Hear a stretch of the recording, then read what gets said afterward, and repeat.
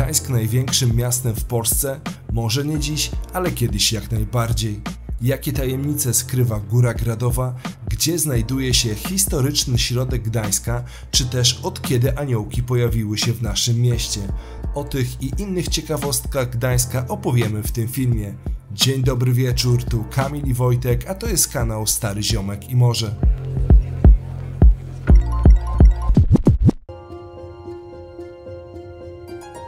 Jesteśmy na terenie Hevelianum w fosie Redity Napoleońskiej. Jest to niezwykle interesujący obiekt, zbudowany w okresie napoleońskim, związany z postacią François Haxo, francuskiego inżyniera, i stanowiło to po prostu system fortyfikacji Góry Gradowej. Fosa, w której się znajdujemy, to fosa sucha, nigdy wodą napełniana nie była. Redita, jak i zresztą cała Góra Gradowa w okresie II wojny światowej pełniła ważne funkcje militarne. Tutaj mieliśmy funkcje związane z obroną przeciwlotniczą. I takim ciekawym elementem w krajobrazie Góry Gradowej, który i do dzisiaj się ostał, jest wieżyczka na Redicie, czyli żelbetowa konstrukcja, która właśnie służyła jako ten element obrony przeciwlotniczej miasta. Tutaj znajdował się bardzo znany klub muzyczny na przełomie właśnie XX i XXI wieku i myślę, że bardzo wielu gdańszczan ten obiekt kojarzy właśnie z klubem muzycznym.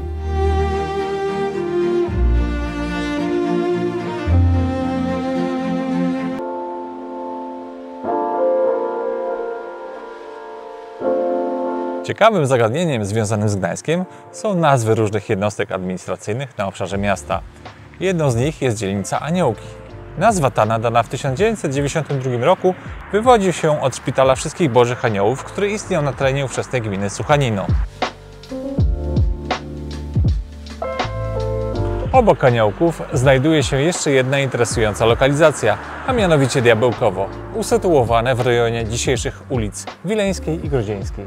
Mimo że o etymologii nazwy tego obszaru niewiele wiadomo, ponieważ nie zachowały się żadne dokumenty czy wspomnienia dotyczące jej pochodzenia, to wiadomo, że polska nazwa Diabełkowo została wprowadzona do katalogu nazw gdańskich po 1945 roku i jest bezpośrednim przykładem z języka niemieckiego, gdzie obszar ten nosił nazwę Düvelkau.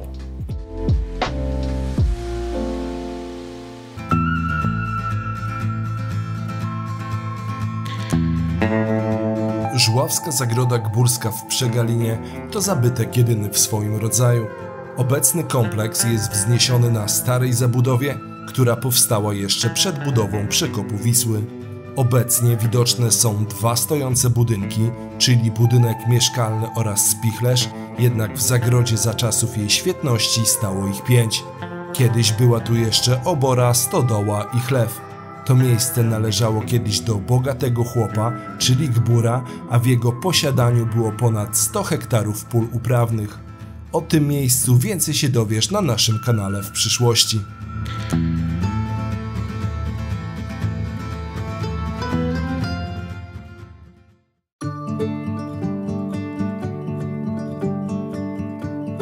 Przetrwał kilkaset lat, w tym pożogę II wojny światowej, a nie poradził sobie z perelowskim remontem instalacji. Mowa o kamieniu, o środku Gdańska, historycznym środku Gdańska, który raczej jest tutaj symbolicznie na styku 4 kwartałów niż faktycznie, bo ten faktyczny powinien mieścić się między Długą a Długim Targiem.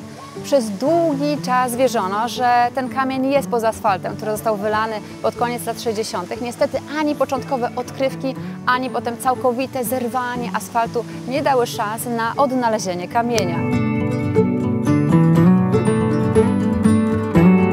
Według relacji najstarszych gdańszczan kamień mógł zaginąć wcześniej podczas wspomnianego remontu instalacji. Ostatecznie w 2018 roku trafiła tutaj replika, którą możecie znaleźć przy Świętego Ducha 81.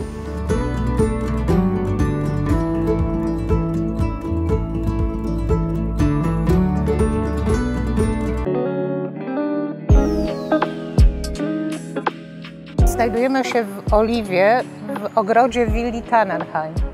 Tannenheim po polsku to jodłowy zakątek albo dom pod jodłami. Miejsce tajemnicze, ma bardzo ciekawą historię.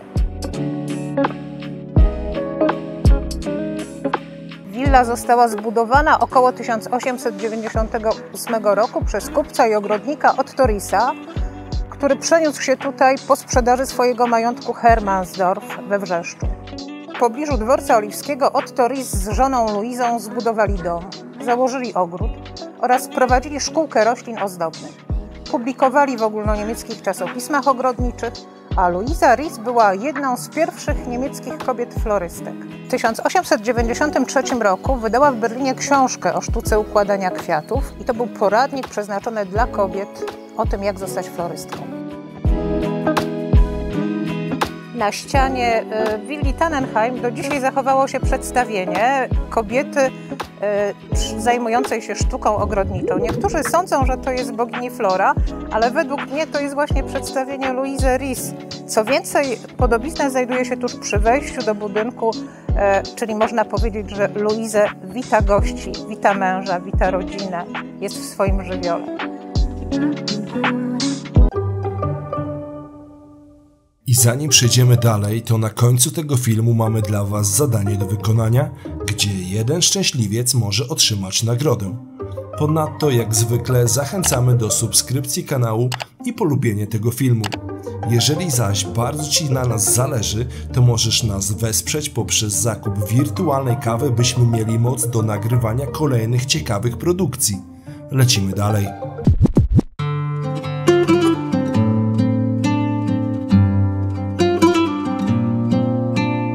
Kuźniczki pierwotnie były wsią, która początkowo należała do Cystersów i znajdowała się nad potokiem Strzyża.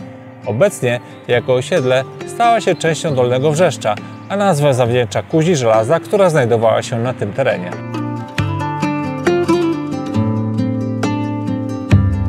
Na terenie osiedla przy ulicy Wajdeloty znajduje się wybudowany w XVII wieku dworek Kuźniczki.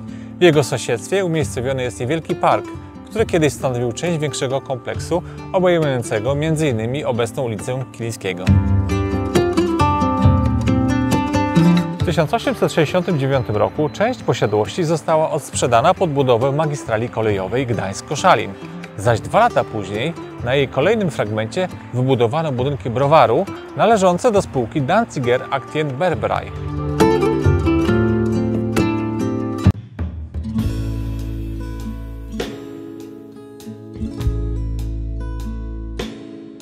Brama Żuławska. Gdy słyszymy tę nazwę, to najczęściej myślimy o bramie samotnie stojącej na początku ulicy Długie Ogrody. I po części ta myśl jest słuszna, gdyż tak obecnie to miejsce się nazywa. Jednak do 1945 roku była to brama Długich Ogrodów. Faktyczna brama Żuławska mieściła się zaś niedaleko opływu Motławy, tam gdzie biegnie ulica Elbląska. Była ona częścią przestarzałych fortyfikacji, które zostały rozebrane po 1912 roku. Nie ma również po niej żadnych zdjęć czy też szkiców, a jedynie można zobaczyć ślady po niej na starych mapach oraz jej fragmenty na zdjęciach z 1912 roku.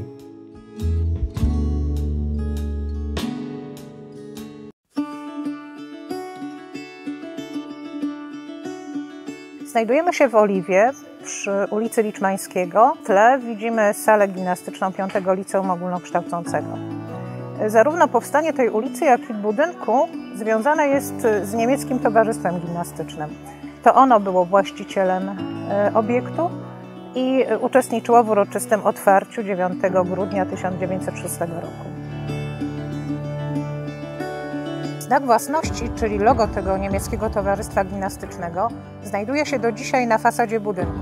Jest to tak zwany Turnerkreuz, czyli 4 litery F od słów frisch, fromm, freudig i frei.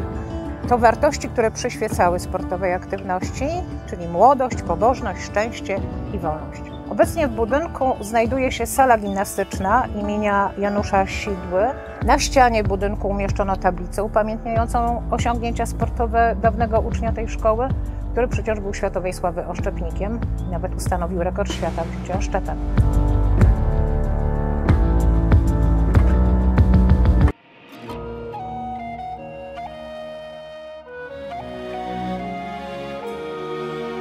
Nazwa Biskupia Górka wywodzi się z utworzenia w okolicy obecnej dzielnicy Chełm Nowej Góry. W odróżnieniu od niej obszar, na którym się znajdujemy, nazywano Starą Górą. Dopiero od XV wieku miejsce to figuruje jako Mons Episcopalis. Stało się tak dlatego, że od 1356 roku na tym terenie istniał dwór biskupi. Dobra te znajdowały się w domenie hierarchów aż do drugiego rozbioru Polski. Ze względu na wysoki walor militarny, pagórek wielokrotnie był używany do ostrzału artyleryjskiego miasta.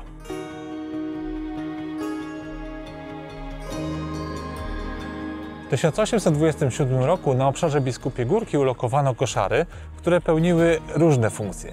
Między innymi były używane jako przejściowy obóz jeniecki, w którym przetrzymywano obrońców Poczty Polskiej.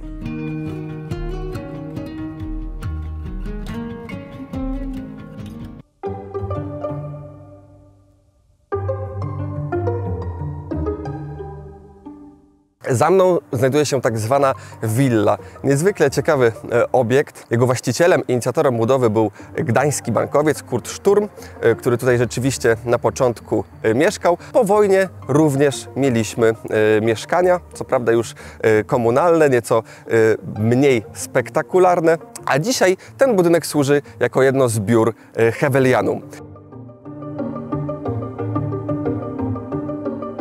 Że sam budynek mieszkalny, to co widzieliśmy, pochodzi z okresu wolnego miasta Gdańska. Teraz jesteśmy w tak zwanej piwnicy.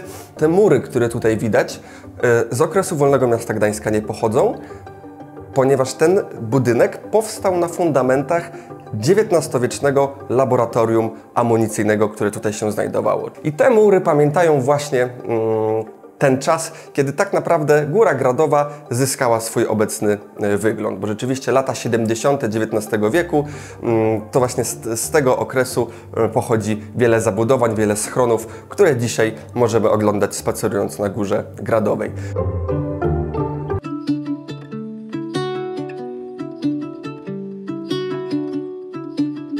Miejsca, które najbardziej zachwycają mnie w Gdańsku, trafiają na kartę Franka Błyskawicy. Tak też stało się z przedprożami. Ich powstanie jest wynikiem podmokłych terenów, na których były budowane kamienice. Piwnice trzeba było tworzyć ponad lustrem wody. W efekcie wejścia do kamienic były dosyć wysoko, tworzono schody i też platformy.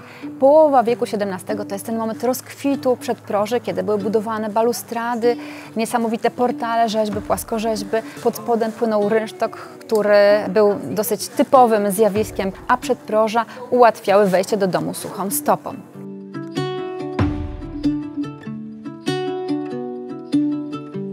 W drugiej połowie XIX wieku miasto wypowiedziało wojnę przedprożom. Chciano poszerzyć ulice, stworzyć dodatkowe chodniki, co przedproża bardzo mocno utrudniały. Właśnie wtedy zniknęło ponad 1800 z nich. I chociaż potem pojawił się zryw, żeby przedproża odbudowywać, to też nastąpił drugi trudny moment w historii przedproży, czyli II wojna światowa. Finalnie te przedproża, na których teraz siedzę, czy te, które mijacie każdego dnia, to miejsca, które zostały odbudowane już po wojnie, chociaż niekiedy z elementami prawdziwymi, tymi, które pamiętają jeszcze historyczny Gdańsk.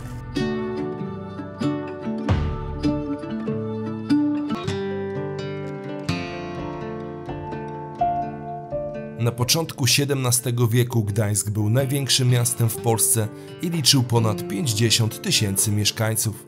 Tu było sprzedawane drewno i zboże z południa Polski i to tutaj przypływały wyroby sukiennicze czy przyprawy z portów zachodniej Europy.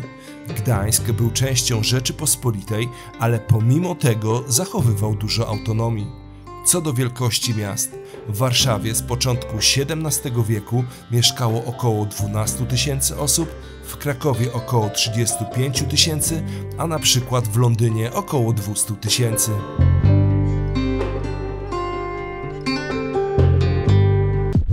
A teraz konkurs. Drodzy widzowie, mamy dla Was dwa małe zadania. Po pierwsze, napiszcie w komentarzu, jaki z ciekawostek, o których mówimy w tym filmie, mógłby doświadczyć Franek Błyskawica w kolejnej książce Agnieszki Śladkowskiej. Po drugie, podajcie nazwę ulicy, przy której mieści się historyczny środek Gdańska. Wyboru zwycięzcy dokona sama autorka Franka Błyskawicy, a nagrodą będzie jedna z jej książek z autografem. Do zobaczenia wkrótce.